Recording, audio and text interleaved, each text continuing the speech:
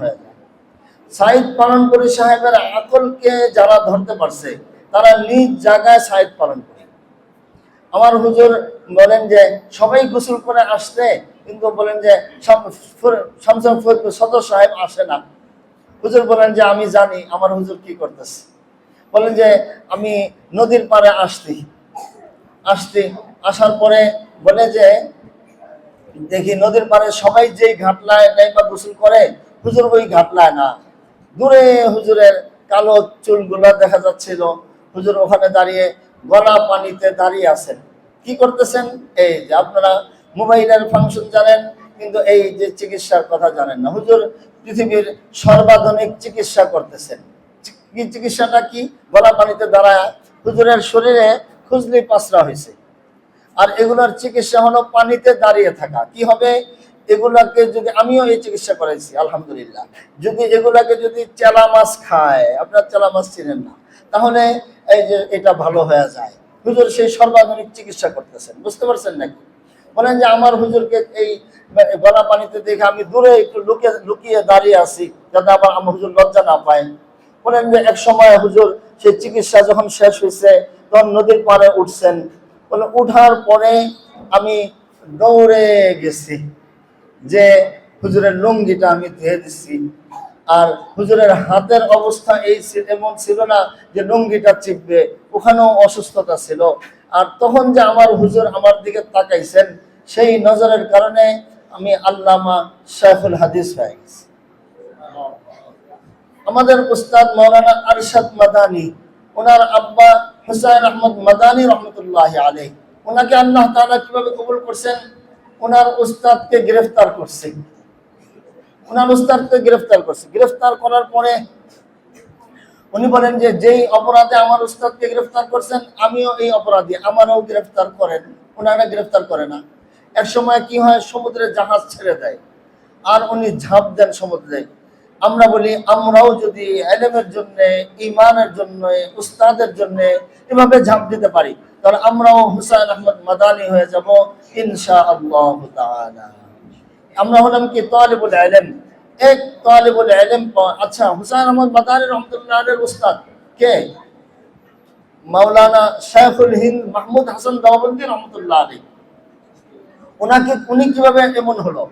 উনি ওনার উস্তাদের আব্বার খেদমত করতেন। একদিন কাসিমুল উলুম ওয়াল খায়রাত কাসিম নানাতবী রাহমাতুল্লাহ আলাইহি দেখেন যে ওনার উস্তাদের, ওনার আব্বার খেদমত যে মাহমুদুল হাসান করতেছে, মাহমুদুল হাসানের হাত ময়লা হয়ে আসছে। আর তখনই উনি হাত তুলে দোয়া করছে, আল্লাহ আমার ছোট্ট প্রিয় আদরের মাহমুদকে তুমি কবুল করে নাও। উনি শাইখুল হিন্দ হয়ে গেছে। আল্লাহ তাআলা আমাদেরকে কবুল করুন। এক তালিবুল ইলম পাওয়া যায়, উনি হচ্ছেন ইমাম শাফি রহমতুল্লাহ আলাইহি। ইমাম শাফি রহমতুল্লাহ আলাইহি শৈশবে ওনার আম্মাকে হারিয়েছিলেন, ওনার আব্বাকে হারিয়েছিলেন, এতিম ছিলেন। উনি কি ছিলেন? টোকাই আছিলেন, টোকাই। ওনার পিঠে একটা বড় বোঝা থাকতো, এখানে হাড্ডি, যেখানে হাড্ডি পেত হাড্ডি এই ব্যাগের ভিতরে নিত। হাড্ডির মধ্যে কি হয়, বর্তমান তো কিতাব হচ্ছে এগুলো কাগজের কিতাব, সেই জমানায় ইলম লেখা থাকতো হাড্ডির ভিতরে। আমার উস্তাদ মাওলানা আজিজুল হক রহমতুল্লাহ আলাইহি বলছেন, উটের পিছনের যে হাড় আছে, ওই হাড়ে এক পারা কোরআন শরীফ লেখা থাকতো। উনি ইমাম শাফি রহমতুল্লাহ আলাইহি কি করতেছেন? মক্কায় হাঁটতেছেন, আর ওখানে একজন হাজী সাহেব ওনাকে ডাকছে, এই বাচ্চা আসো, তুমি আমাদের সাথে খাবার খাও। উনি রুটি আর গোস্ত খায়। আর এই হাজী সাহেব বলে, তোমার আব্বা আম্মা তো অনেক ভালো মানুষ, যে তুমি কুরাইশি বংশের। বলছে কুরাইশরা অন্যকে সম্মান করে, আর কেউ যদি তাদেরকে সম্মান করে তাহলে সেই সম্মান খুব সুন্দরভাবে গ্রহণ করে। বলছে তুমি কে? বলছে আমি তালিবুল ইলম। বলছে তুমি কি চাও? বলছে মদিনায় ইমাম মালিক আছে, ওনার কাছে আমি পড়তে চাই।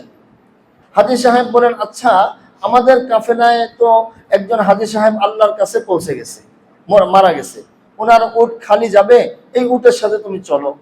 উনি এই উটে এই কাফেলার সাথে মদিনায় আসতে, এসে দেখছে নামাজের পরে একজন আলেম সবাইকে হাদিস পড়াচ্ছে। উনি বুঝলেন এটাই তো ইমাম মালিক হবেন। ওনার দর্শে উনি বসে যান। দর্শে সবাই তো কলম দিয়ে কাগজের মধ্যে লেখে, ওনার তো কাগজ নাই, কলমও নাই, উনি বসে রয়েছে, সবাই জানে কিভাবে তাকায়। তো উনি কি করছে, উনি এই জন্য হাতের মধ্যে এক আঙ্গুল দিয়ে লেখে, বুঝতে পারছেন নাকি, লেখে হাতের মধ্যে লেখে। ক্লাস শেষ হয়েছে, সবাই চলে গেছে, ইমাম মালিক রহমতুল্লাহ আলাইহি বাচ্চা বসে রয়েছে, ওনার কাছে আসতে এসে বলছে, তুমি কে? বলছে, আমি তো তালিবুল ইলম। বলছে, না, তুমি তালিবুল ইলম না, সবাই তো কাগজে কলম দিয়ে কাগজে লিখছে, তুমি তো হাতের ভিতরে ড্রামা করছো, তুমি নাটক করছো, তুমি তো দুষ্টামি করছো, হাতে লেখছো, লেখো নাই। ইমাম শাফি রহমতুল্লাহ আলাইহি বলেন, সবাই তো কাগজে লিখছে, আমি কলমের মধ্যে লিখছি। বলছে, এটা কি ধরনের কথা, তুমি আবার উল্টা পাল্টা কথা বলতেছো, তুমি কাগজ কলমের ভিতরে লিখছো।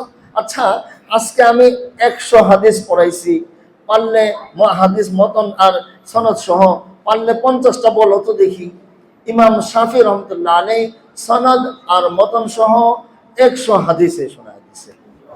আমরাও যদি এভাবে তালিবুল ইলম হতে পারি, তাহলে আল্লাহ তাআলা আমাদেরকে কবুল করুন। আরেকজন তালিবুল ইলমের কাহিনী বলি, ওনার নাম হচ্ছে বাকিয়াত ইবনে মাখলাদ ইবনে ইয়াজিদ। উনি কোথায় ছিলেন? উনি স্পেনের অধিবাসী, আন্দালুসের অধিবাসী ছিলেন। উনি শুনছেন যে বাগদাদে একজন অনেক বড় আলেম আছে। তো ইনি ওনার বাড়ি থেকে বের হয়, বের হওয়ার পরে প্রথমে উনি নৌকায় উঠে, জাহাজে উঠে, এটা ডিব্বা যায়, আরেক পারে যায় উঠে। ওই পারে উঠার পরে উনি মানুষকে জিজ্ঞেস করে, বাগদাদ কোথায়? এটা বাগদাদের, উনি মানুষকে বাগদাদ কই, তো মানুষ ওনার ঠোয়া লাগায়, বাগদাদ খুঁজে আছে। যে আমি এটার উদাহরণ দেই, যে টেকনাফ, কক্সবাজারের এখানে ভাইসা আইসা কেউ যদি বলে জামিয়াতুল মদিনা কোথায়, পরে সবাই মিলা থাপড়া হেমায়তপুর পাবনায় নিয়ে আসব, তাই না? কি বলেন? তো বলে বাগদাদ কোথায়, তো মানুষজনের ঠোয়া লাগায় যে বাগদাদ খোঁজাস, এখান থেকে বাগদাদ 750-800 কিলোমিটার দূরে। বাকিয়াত ইবনে মাখলাদ ইবনে ইয়াজিদ পায়ে হেঁটে 2 বছরে বাগদাদে আসে। এখানে এসে জিজ্ঞেস করে, আহমদ ইবনে হাম্বল কোথায়? বলছে, এই আহমদ ইবনে হাম্বলের নাম নিলে একেবারে ঠোঁট ছিলাই করে ফেলা হবে, ওনাকে গ্রেফতার করছে, উনি সরকারে গ্রেফতার করছে, ওনার নাম নেওয়া যাবে না। আলহামদুলিল্লাহ, আমাদের ছাত্ররা গ্রেফতার, আমাদের আসাতিজায়ে কেরাম গ্রেফতার, আমাদের সমবয়সীরা গ্রেফতার, আমরা সঠিক পথে আছি আলহামদুলিল্লাহ। তো বলছি যে, তো আহমদ ইবনে হাম্বলের কাছে উনি যেতে পারেন না, সেই বাগদাদের সবচেয়ে যারা তাদিলের ইমাম ইয়াহইয়া ইবনে মাঈনের কাছে উনি 2 বছর পড়াশোনা করেন।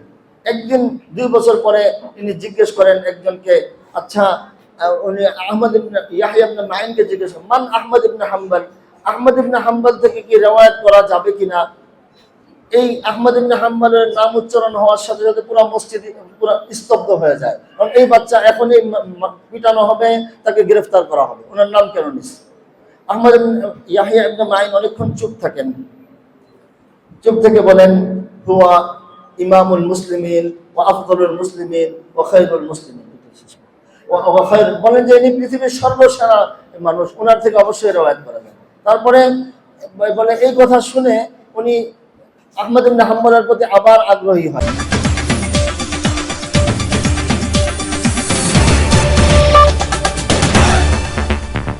স্যালুট বাংলাদেশ মিডিয়া, আমরা দেশ ও স্বাধীনতার কথা বলি।